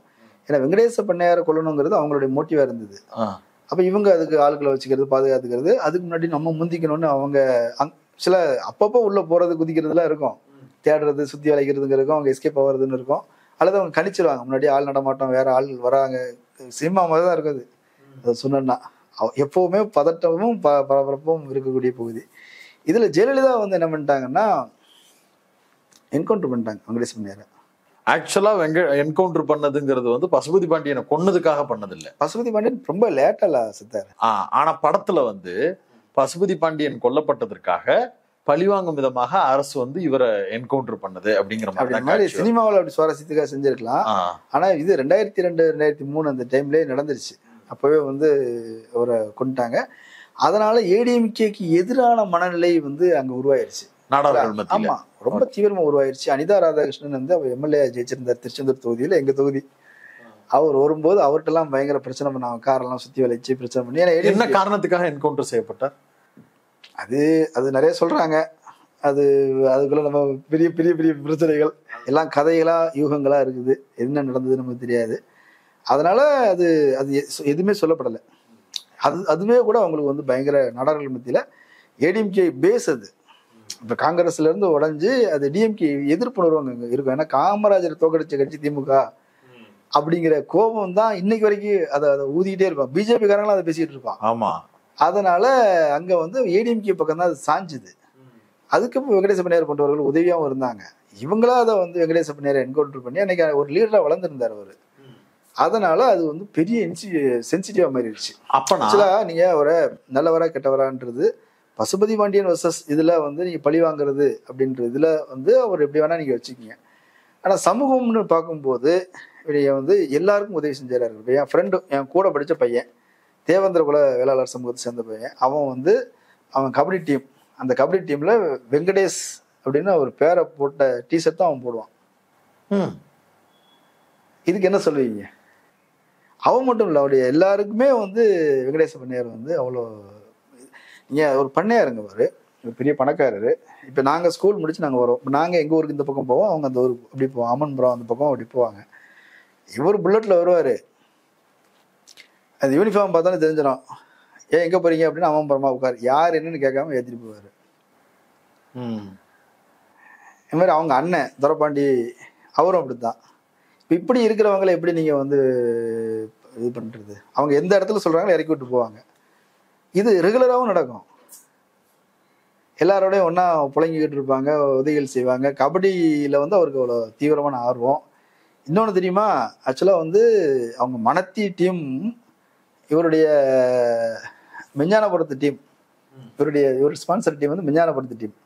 மூலக்கரை ஒரு ஊர், ஆனால் மிஞ்ஞானபுரம் அது அந்த பக்கம் இருக்குது. மிஞ்ஞானபுரத்து டீம் தான் ஒரு ஸ்பான்சர். அந்த டீமை மணத்தி டீம் தோக்கடிச்சிருச்சு. அப்போ உங்களுக்கு வெறுப்பு தானே வந்திருக்கணும். வெறுப்பு வரல. அதில் இந்த பையன் நல்லா விளையாடுறானப்பா, எடுத்துக்கப்பா அவங்க டீமுக்கு எடுத்துக்கிறாங்க. அதில் வந்தவர் தான் மணத்தி கணேசன். ஆக்சுவலாக வந்து அது அங்கீகரிக்கப்படாத டீம் அது. நீ அங்கே அங்கீகரிக்கப்பட்ட டீம் அந்த கிளப் மாதிரி வச்சிருப்பாங்க, அங்கங்கே டோர்னமெண்ட் நடந்துட்டு இருக்கும். அந்த லிஸ்ட்ல இல்லாத டீம் இது. ஃபர்ஸ்ட் டைம் வந்து உள்ள வராங்க. உள்ள வந்ததுல மிஞ்ஞானபுரம் டீம் அடிக்கிறாங்க அப்படின்ன உடனே அது எப்படி ஜெயிச்சாங்க அப்படின்னா இவன் தான். ஏன்னா உட்காந்து இவங்கெல்லாம் பார்க்குறாங்கல்ல, நல்லா விளையாடுறானப்பான்னு எடுத்துக்கிறாங்க. இது நாடர்கள் இருக்கக்கூடிய டீம். அப்படியே அதுக்குள்ளே வர்றாரு அவர். அது மட்டும் இல்லை, அதில் சன் பேப்பர் மில் இருக்குது திருச்செந்தூர். அவர் யாரு அப்படின்னா சீபா ஆதித்தனார் உருவாக்குன டீம் அது. சிவந்தி ஆதித்தனர் நடத்திக்கிட்டு இருக்கிற டீம் அது. அவர் யாரு, ஜெயலலிதாவுக்கு ரொம்ப நெருக்கமான ஒரு போயஸ் கார்டில் பக்கத்தில் இருக்கிறவங்க. நல்லது கெட்டது ஒரு அடிக்கடி சந்திக்கக்கூடிய அளவுக்கு நெருக்கமானவங்க. அப்போ சன் பேப்பர் மில்ல இருந்து அவருக்கு கேட்கிறாரு, சிவந்தி ஆதித்தன் கேட்கிறாரு, எப்பா பையன் நல்லா விளையாடுறான், கணேசன் அனுப்பு அப்படின்னு சொல்றாரு. இவர் அனுப்பி விடுறாரு. எங்க போனாலும் நல்லா, தனக்கு மட்டும்னு அவர் நினைக்கல, தான் ஜாதிக்காரனுக்கு மட்டும்தான் இது கிடைக்கணும், தனக்கு மட்டும்தான் கிடைக்கணும், அப்படி எதுவும் இல்லாம அந்த வேலை நடக்குது. இவர் நடக்கிறாரு. இன்னொன்னு, தமிழ்நாடு டீமுக்குன்னு இது பண்ணும்போது அதுக்கு அவர் அனுப்பி விடுறாரு, சிவந்தி ஆதித்தன் அனுப்பி விடுறாரு. இன்னொன்னு சொல்ற, மணத்தி டீம்லயே ஒரு முதல்ல சேர்த்துக்க மாட்டாங்க. ஆமா. இவர் எங்க சேர்த்துக்கிறாங்க தெரியுமா? நாசரத்து ஸ்கூல்ல. ஆமா. அவர் சேர்த்து விடுவார் யார் தெரியுமா? அவர் ஒரு நாடார் வாத்தியாரு. அவர்தான் சேர்த்து விடுவாரு. அதுக்கு பிறகுதான் இவர் டீம்ல வர்றாரு. அதுக்கப்புறம் மிஞ்ஞானபுரம் டீம் ஜெயிக்கிறாங்க. அதுக்கப்புறம் அதுல இருந்து சன் பேப்பர் மில் டீமுக்கு போறாங்க. சன் பேப்பர் மில் டீமுங்கிறது பெரிய டீம். அது வந்து மாநிலம் முழுக்க போய் விளையாடிட்டு வர டீம். அதுல ஒருத்தன் தெரிப்பா இருக்கிறான், அங்க ஏரியாவில் சொல்லுவாங்க, தெரிப்பா இருக்கிறான் அப்படிம்பாங்க. தெரிக்க விடுறான்னு சொல்றாங்க இல்லையா, அந்த மாதிரி தெரிப்பா இருக்கிறானே அப்படின்னு அது சொல்லுவாங்க. சொல்லும்போது சொல்லுவாங்க, போனோன்னா அப்படியே 4 பாயிண்ட் 5 பாயிண்ட் அப்படி அழிட்டு வந்த மாதிரி வரும் அப்படிம்பாங்க. அவர் பயிற்சி முறையே வந்து அங்க ஃப்ரெண்டு சொல்லுவான், வாழைத்தோப்புக்குள்ள போய் இப்போ நாங்கெல்லாம் வேலை செஞ்சுக்கிட்டு இருப்போம், இந்த ஆள் போய் வந்து சொல்ற வச்சு வாழையை இப்படி இடிச்சுட்டு இருப்பா, அப்படி இப்படி முட்டுவாரு, இப்படி வச்சு தலையில வச்சு முட்டுவாரு. என்ன பைத்தியம் முடிச்ச மாதிரி இருக்கிறானே அப்படின்னா ஒரு சிந்தனை முழுக்க கபடி. மணத்தி கணேசன். ஆமா, அவர் சிவத்துல போய் இடிச்சுக்கிட்டு இருப்பாரு. எப்போ வேணாலும் சரி, முட்டி தூக்கணும், இப்படி முட்டி தூக்குறது. எல்லாரும் ரெய்டை மட்டும் தான் பேசுறாங்க, அவர் நல்ல கேட்சர் அவரு. ஆமா, பிடிச்சாருன்னா. ஆமா, படத்துல வந்து ஒரு டீமா போய் பிடிக்கிற மாதிரி இது பண்றாங்க இல்லையா, டீம் ஒர்க் இருக்கும். ஆனா சிங்கிள் பெர்ஃபார்மன்ஸ் நிறைய உண்டு. அப்படி நீங்க அந்த பக்கம் போனீங்கன்னா டப்புன்னு முட்டி அந்த பக்கம் அடிச்சுட்டு தெளிவாரு. அதுக்குன்னு பிரத்யேகமா வந்து மாதிரி. ஆமா, நீ யோசிச்சு பாருங்க, ஒரு மனுஷன் அந்த பக்கம் எல்லாரும் வேலை செஞ்சுட்டு இருக்கிறான், ஆம்பளையும் பொம்பளையும் வேலை செஞ்சுட்டு இருக்கிறாங்க, ஒரு பைத்தியக்கார மாதிரி வாழையில போய் முட்டிக்கிட்டு கிடக்குறான், வாழைத்தாரில் போய் முட்டிக்கிட்டு கிடக்குறான் அப்படின்னா என்ன நினைப்பாங்க? என்ன அப்படி அவங்களாம் தோட்டத்து வேலைக்கும் போவாங்க, வாழை எடுக்கிறது, மண் வெட்டி வச்சு வேலை செய்யறது, எல்லா வேலைக்கும் போவாங்க. ஆனா அது முடிச்சுட்டு அப்படியே விளையாட வந்துடுவாங்க. இப்படி வந்து வந்தவர். இதுக்கு எல்லா பக்கமும் அங்கீகாரமும் இருக்குது. நீங்க சமூகம் வந்து ஒரு பக்கம் எந்த சூழல்ல அது சொல்றாரு, இரண்டாக பிளவுபட்டு நிக்குது. அந்த பக்கம் தேவர் வர்சஸ் மறவர், இந்த பக்கம் தேவேந்திரர் வர்சஸ் தேவர் வர்சஸ் தேவேந்திரர், இந்த பக்கம் பசுபதி பாண்டியன் வர்சஸ் பண்ணையாரு. அந்த பண்ணையார் தான் இவங்களுக்கு சப்போர்ட் பண்றாரு. இப்படி வந்து ஒரு ரூட்டு ஒருத்தர் கிளியர் ஆகி வருது அப்படின்றது வந்து சாதாரண விஷயம் இல்லை. ஸோ நீங்க வந்து சாதி, மதம், நிறம் என்ன உங்களை ஒடுக்குறதுக்கான என்ன ஒண்ணு வந்தாலும் சரி, நீங்க அர்ப்பணிப்போட ஒரு விஷயத்துல வந்து பிடிவாதமா நின்று வந்தீங்கன்னா ஜெயிக்க முடியும். இந்த படத்தின் பத்தி எனக்கு ரொம்ப பாசிட்டிவான விஷயம் அதுதான். எத்தனை தடைகள் வந்தாலும் சரி, உன் திறமை வந்து அடிச்சு நுரைக்கிட்டு வெளியே வந்துடணும். அதை வந்து யார் நினைச்சாலும் தடுக்க முடியாத அளவுக்கு அது போகும். ஆமா, அது எவ்வளவு பெரிய வைப்ரேஷனான ஒரு விஷயம். அப்படி சொல்லும் போது ஃபுல்லா இருக்குது இல்ல. அதுல ஒரு நேஷனல் லெவல்ல போய் விளையாண்டு ஜெயிச்சு காட்டி, நீங்க வந்து அவர் நேஷனல் லெவல்ல போய் ஜெயிச்சு தேசிய டீம்ல அது ஒரு சொல்ல மறந்துட்டேன், ரத்னம் நாடாரு, கேப்டன் ரத்னம் இருக்கிறாருல்ல, கன்னியாகுமரி நாடாரு அவரு. அவரு தான் இவரை எடுக்கிறார். அப்படி 1 நம்பர் டிஷர்ட். ஆமா, அவர் எடுத்துக்கிறாரு. அப்ப அவங்க வந்து ஆசிய விளையாட்டு போட்டியில போய் ஜெயிச்சுட்டு கப் அடிச்சுட்டு வராங்க. அந்த அந்த சம்பவத்தை சொல்லுவாங்க. அந்த 60 ஊருக்கும் அவங்க ஜீப்ல கொண்டு போய் கப்பை தூக்கிட்டு சுத்தி போய் எல்லா மக்களும் கொண்டாடி, அன்னைக்கு அறிவிக்கிறதுக்கு எல்லாம் எதுவுமே கிடையாது. சொல்லும்போது அது ஒரு எமோஷன் தான். அது எல்லாருமா சேர்ந்து அந்த அந்த அந்த வெற்றியை பகிர்ந்து இருக்கிறாங்க. ஆமா, மனதி கணேசன்ங்கிறது வந்து ஒரு நபர் கிடையாது, நபர் இல்ல, அது ஒரு ஒரு பெரிய கூட்டத்தினுடைய முகம். ஆமா, இன்னைக்கு தமிழர்களுடைய அடையாளம் இல்லையா?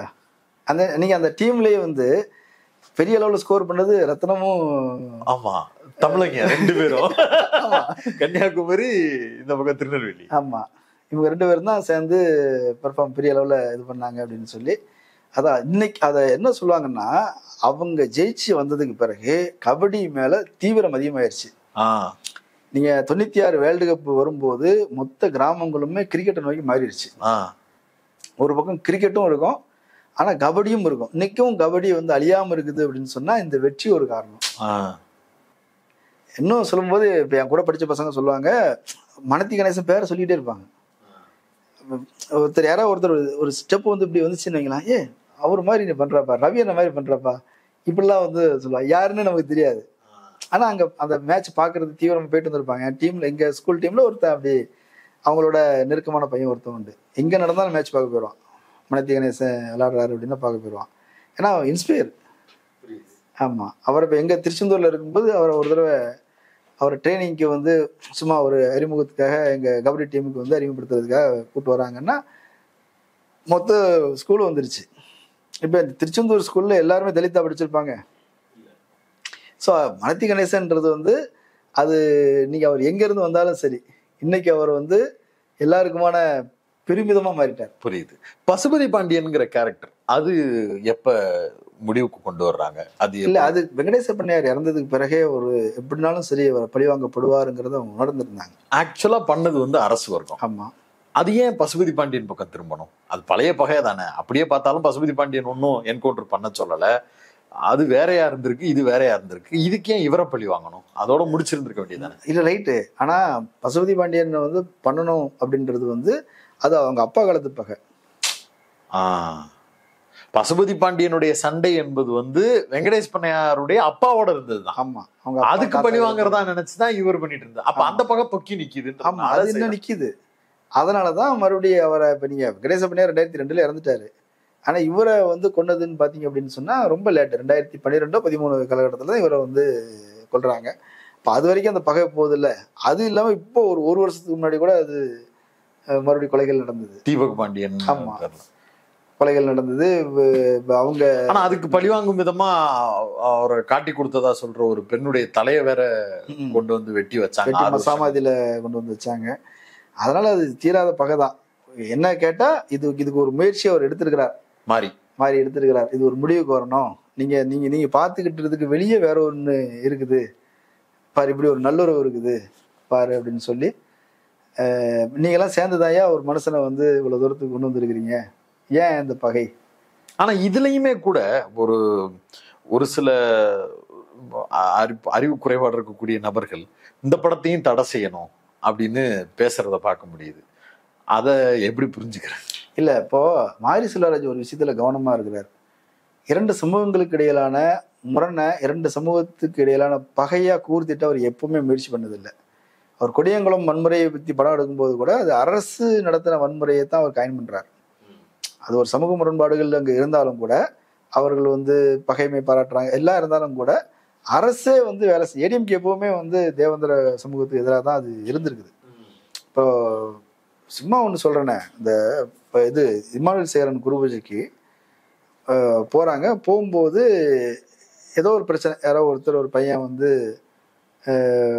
முத்துராமலிங்க தேவர் தப்பா எழுதிட்டான்னு அடிச்சு தேவேந்திர வேளாளர் சமூகத்தை சேர்ந்த பையனை அடிச்சு கொண்டுட்டாங்கன்னு ஒரு பிரச்சனை.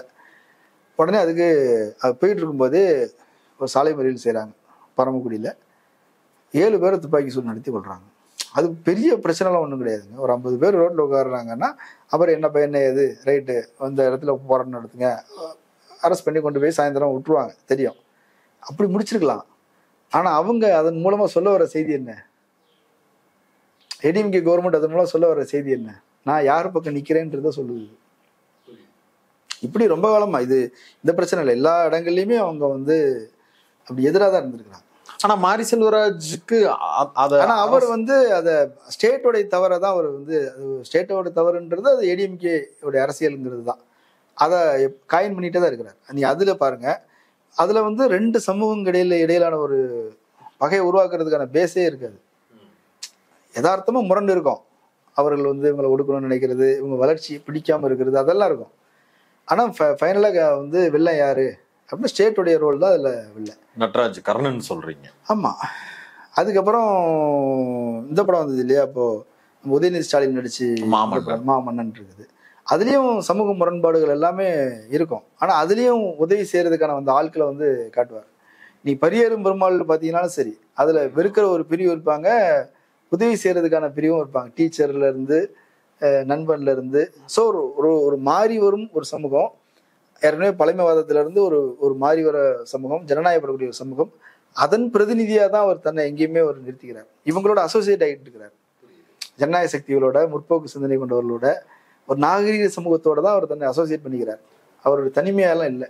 புரியுது. இப்ப இந்த படம் ஒரு 2 பேருக்கும் சரிசமமா நட்பு அப்படிங்கிறது இருக்கு, அவர்களுடைய வெற்றிக்கு ஒவ்வொருத்தவரும் உறுதுணையா தான் இருக்கிறாங்க அப்படின்னு காட்சிப்படுத்துவதன் மூலமா அந்த பகுதி மக்கள் கிட்ட என்ன உரையாடல் தொடங்கும்னு நினைக்கிறீங்க? இல்ல, இப்ப நான் கேள்விப்பட்ட வகையில ஒரு 30 வருஷத்துக்கு முன்னாடி இருந்த நிலைமைகள் படிப்படியா இன்னைக்கு மாறி, இன்னைக்கு ஆதிக்க சாதியில உள்ள தொழில நடக்கிறது, அந்த இது எல்லாமே எப்போ மாறிடுச்சு. அந்த பகுதியெல்லாம் தான் சொன்னேன், கோயில்ல வரி கொடுக்குற அளவுக்கு வந்தாச்சு, ஒன்னா வழிபாடு நடத்துற அளவுக்கு சூழல்கள் மாறியாச்சு அப்படின்ற மாதிரி. திருமணம்னு வரும்போது மட்டும்தான் ரொம்ப டேஞ்சரா இருக்கு.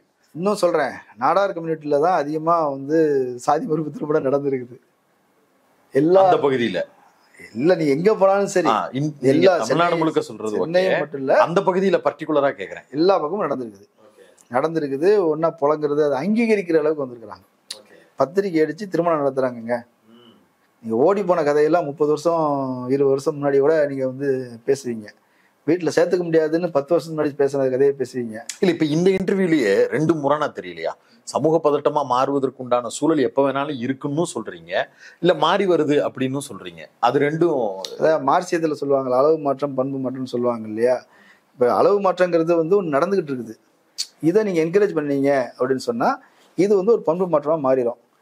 இதை நீங்க என்கரேஜ் பண்ணாம விட்டு இதை என்கரேஜ் பண்ணீங்கன்னா இது அளவு மாற்றம் பண்பு மாற்றமா ஆயிரும் இல்லையா? இப்போ ரஷ்ய புரட்சி பார்க்குறோம், அதுக்குள்ள ஒரு பண்பு மாற்றம் தான் புரட்சின்னு சொல்றோம். ஆனா மறுபடியும் புரட்சி ஏன் வீழ்ந்தது? அதுக்குள்ள ஒரு அளவு மாற்றம் நிகழ்ந்திருக்குது, அது ஒரு பண்பு மாற்றத்தை நிகழ்த்தி பின்னோக்கி இழுத்துருக்குல்ல. ஸோ சமூகம் பின்னோக்கி போக முடியாதெல்லாம் ஒன்றும் இல்லை. ஒரு முன்னேறிய சமூகமா இருந்த ஜெர்மன் தான் பாசிசத்தை தேர்வு செய்யுது. ஒரு முன்னேறிய சமூகமா இருந்த இத்தாலி தான் பாசிசத்தை தேர்வு செய்யுது இல்லையா? ஸோ அது போல நடக்கிறதுக்கான வாய்ப்பு இருக்குதுன்னு ஏன் அதை அச்சத்தோட நான் சொல்றேன் அப்படின்னா, நீங்க அந்த உணர்வு நமக்கு இருக்கணும். அந்த அச்ச உணர்வு. இந்த மாதிரியான படங்கள் திரும்ப திரும்ப நினைவூட்டுனாதான், அந்த உண்மைகளை எடுத்துரைச்சாதான் ரிவர்ஸ் ஆகாம இருக்குன்றதுக்கான படம் மட்டும் சொல்லல, நீங்களும் பேசணும், நானும் பேசணும், எல்லாரும் பேசிட்டே இருக்கணும். அது மறுக்கல. நான் தான் சொன்னேன் இல்ல, இப்ப எங்க ஊர்ல ஒரு பெரியவர், அவர் ஒன்றும் பெரிய பலசாலி எல்லாம் கிடையாது, ஒருத்தன் பிரச்சனையை ஆரம்பிச்சோன்னே அங்கேயே நிறுத்துறாருல்ல, அவர் பேச விட்டுருந்தாருன்னா அதை கேட்டுட்டு 4 பேர், ஏன்னா ஒரு கோயில் திருவிழாவில் 10 பேர் 100 பேர் நிற்கிற இடம், இது வளரும்ல, டக்குன்னு உடனே 1 பேர்த்த கை நீட்டிடுவான், அப்புறம் அது சமூக பதட்டமாக உருவாயிரும். இப்படி தட்டி கேட்குற ஒரு நபர் இருக்கிறாருன்னா அதை தட்டி கேட்கறத அங்கீகரிச்சுன்னு 1 பேர் அமைதியாக இருக்கிறான்ல, நீ வம்பு பண்ணுறத கண்டிக்காம அமைதியாக இருந்ததை நம்ம பார்த்துருக்குறோம். அவர் தட்டி கேட்கறத பார்த்துட்டு அமைதியாக இருக்கிற சமூகம் உருவாயிருக்குல்ல, இந்த மாற்றத்தை தக்க வச்சுக்கணும், இதை வளர்த்துருக்கணும்னு நான் சொல்றேன். புரியுது. அது இப்படி ஒரு படத்தை எடுத்த நீளம், மாரி, அதில் நடித்த துருவ் விக்ரம் போன்ற பல நடிகர்கள், பசுபதி உட்பட, மதன், நடிகர் மதன் உட்பட பலரும் அவர்களுடைய பங்களிப்பை அருமையாக செஞ்சிருந்தாங்க. இன்னும் மேலும் இது மாதிரியான படைப்புகள் தமிழ்நாட்டுக்கு வரணும் அப்படிங்கிறது நம்மளுடைய கோரிக்கையும் கூட. தொடர்ச்சியா இது குறித்து பல்வேறு உரையாடல்கள் நிகழ்த்தப்படும் அப்படின்னு நம்புறேன். இவ்வளவு நேரம் ஒதுக்கி பல்வேறு கருத்துக்களை பேரலையோடு பகிர்ந்து கொண்டதற்கு மிக்க நன்றி. நன்றி.